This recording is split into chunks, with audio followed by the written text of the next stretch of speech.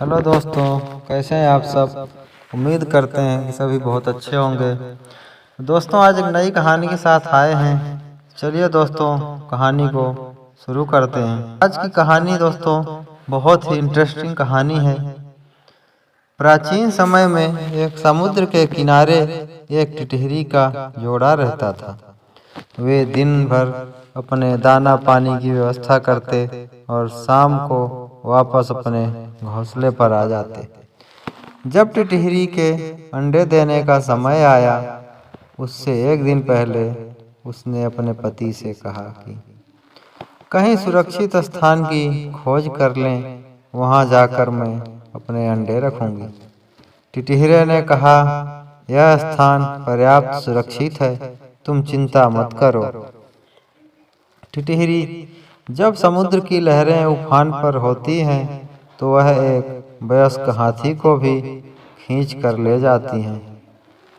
इस समुद्र के आगे हमारे अंडे कैसे टिक सकते हैं, इसलिए हमें समुद्र से कहीं दूर जाकर अपने अंडे रखने चाहिए। टिटहरा बोला, समुद्र इतना दुस्साहसी नहीं है कि वह मेरे अंडों को नुकसान पहुंचाए। तुम बिना किसी डर के यहाँ अंडे दे दो। समुद्र भी इन दोनों की बातों को ध्यान से सुन रहा था। समुद्र ने सोचा, यह टिटहरा बहुत अभिमानी है। जब भी सोता है अपने चारों पैर आकाश की ओर करके सोता है, ताकि कभी आकाश गिर जाए तो यह अपनी टांगों पर आकाश को उठाकर अपनी रक्षा कर सके। इसका अभिमान भंग होना चाहिए। यह सोचकर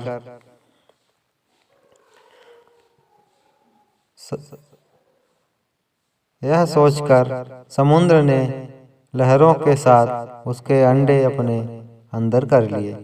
टिटहरी जब सायंकाल को अपने घोंसले पर पहुंची तो वहां पर अंडे ना पाकर वह बहुत दुखी हुई और विलाप करते हुए टिटहरे से बोली, मूर्ख, मैंने पहले ही तुम्हें चेतावनी दी थी कि यह समुद्र हमारे अंडे बहा कर ले जाएगा, किंतु तुमने अपने घमंड में मेरी बातों पर ध्यान नहीं दिया।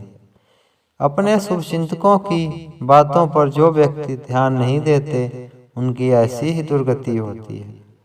बुद्धिमान व्यक्ति वही होता है जो आपत्ति आने से पूर्व ही आपत्ति का उपाय सोच लेता है। जो होगा देखा जाएगा कहने वाले व्यक्ति शीघ्र ही नष्ट हो जाते हैं। यह बात सुनकर टिटहरे ने टिटहरी से कहा, मैं मूर्ख और निष्कर्म नहीं हूँ। तुम मेरी बुद्धि का चमत्कार देखो, मैं इस समुद्र को सुखा दूंगा। टिटहरी अपने शक्ति देख ही किसी से बैर लेना चाहिए।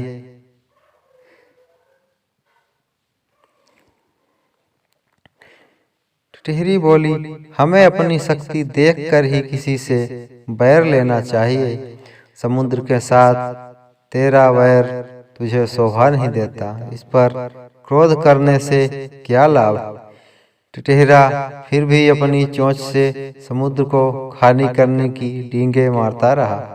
तब टिटहरी ने फिर उसे समझाया कि जिस समुद्र में हर समय गंगा यमुना जैसी सैकड़ों नदियों का पानी गिरता है, उस समुद्र को तुम अपनी चोंच से कैसे खाली करोगे। टिटहरा फिर भी अपनी हट पर अड़ा रहा।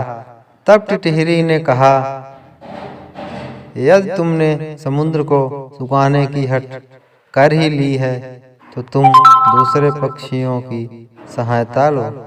कई बार छोटे जीव मिलकर एक बड़े जीव को हरा देते हैं, जैसे चिड़िया, कठफोड़े और मेढक ने मिलकर हाथी को मार दिया था। टिटहरा बोला, अच्छी बात है, मैं दूसरे पक्षियों की सहायता से समुद्र को सुखाने का प्रयत्न करूंगा। यह कहकर उसने हंस, गोगले, सारस, चिड़िया आदि अनेक पक्षियों को अपनी दुख भरी कथा सुनाई।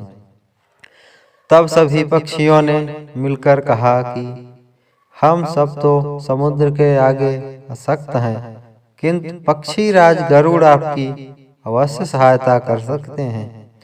हम सबको मिलकर उनके पास जाना चाहिए। यह कहकर सभी पक्षी राज गरुड़ के पास गए और सारा विद्यांत सुनाया। आपके रहते हुए हम सब पक्षियों पर समुद्र ने यह अत्याचार कर दिया। हम इसका बदला लेना चाहते हैं। आज इस टिटहिरी के अंडे बहा कर ले गया है, कल किसी और पक्षी के अंडे वह बहा कर ले जाएगा। यदि इस अत्याचार की रोकथाम नहीं की गई तो सारा पक्षी कुल नष्ट हो जाएगा। गरुड़ ने सभी पक्षियों की बात सुनकर उनकी सहायता करने का निश्चय किया। उसी समय भगवान विष्णु का दूत आया। भगवान विष्णु ने उस दूत के द्वारा गरुड़ को सवारी के लिए बुलाया था। गरुड़ ने दूत से क्रोधपूर्वक कहा कि जाकर भगवान विष्णु को कह दें कि आप दूसरी सवारी का प्रबंध कर लें। दूत ने क्रोध का कारण पूछा तो गरुड़ ने सारी कथा सुनाई। दूत के मुख से गरुड़ के क्रोध की कहानी सुनकर भगवान विष्णु स्वयं गरुड़ के घर आ गए। वहां पहुंचने के बाद गरुड़ ने हाथ जोड़कर विनम्र शब्दों से बोला, भगवान, इस समुद्र ने मेरे साथी पक्षी के अंडे चुराकर मेरा अपमान किया है।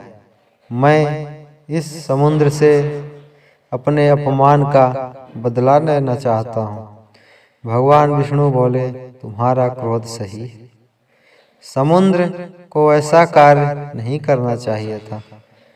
मैं समुद्र से उन अंडों को टिटहिरी को वापस दिला दूंगा। उसके पश्चात हमें अमरावती भी चलना है।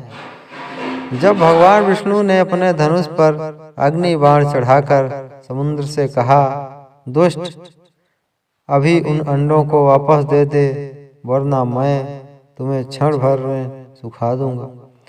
भगवान विष्णु के डर से समुद्र ने अंडों को वापस दे दिया। दोस्तों, हमें इस कहानी से शिक्षा मिलती है कि हमें किसी को कमजोर नहीं समझना चाहिए। धन्यवाद दोस्तों।